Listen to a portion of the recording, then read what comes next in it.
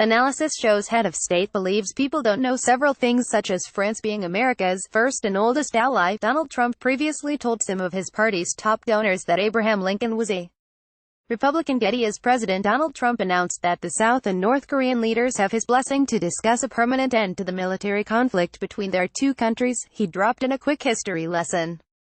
People don't realize the Korean War has not ended, Mr. Trump said, his face contorting into a look that seemed to communicate surprise and bafflement. It's going on right now. For Mr. Trump, people don't realize a lot of things. There was the time in March 2017 when Mr. Trump informed top Republican Party donors that Abraham Lincoln was a Republican. Great president. Most people don't even know he was a Republican, right? Mr. Trump said. Does anyone know? A lot of people don't know that. When he visited France last summer, Mr. Trump explained that it was America's first and oldest ally, and that a lot of people don't know that.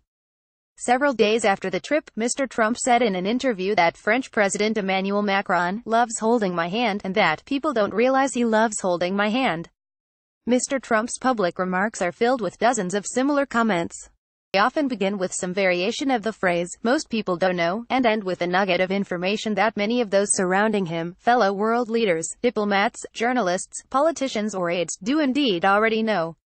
According to Mr. Trump, most people don't know that there's more than one Air Force One, that the heroin epidemic has ravaged New Hampshire, that the Empire State Building was constructed in less than a year, that universities get massive tax breaks for their massive endowments, that Clemson University is a great academic school, one of the top 25, or that non-profit organizations and churches are forbidden from endorsing political candidates.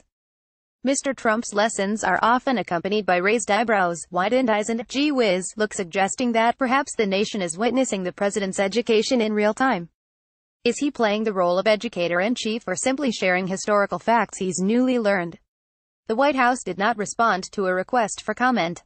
It is true that many Americans don't know basic facts about their country, said Charlie Copeland, the president of the Intercollegiate Studies Institute, a conservative group that challenges the quality of education that many college students receive.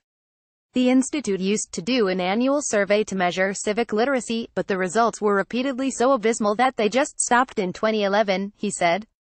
I think that American history has become almost an untaught subject today, Mr. Copeland said. Many of Mr. Trump's "people don't know" remarks have involved foreign policy.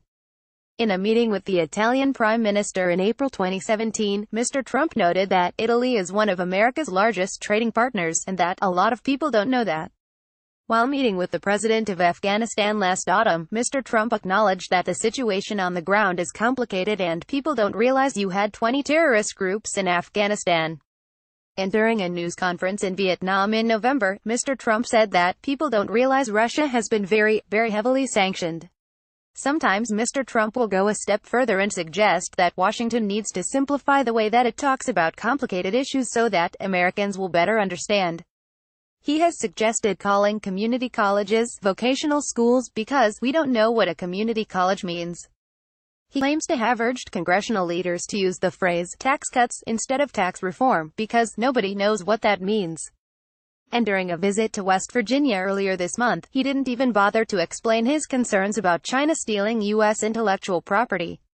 We have our intellectual property and a lot of people don't understand what that means, Mr. Trump said. And it doesn't matter if you understand it or not.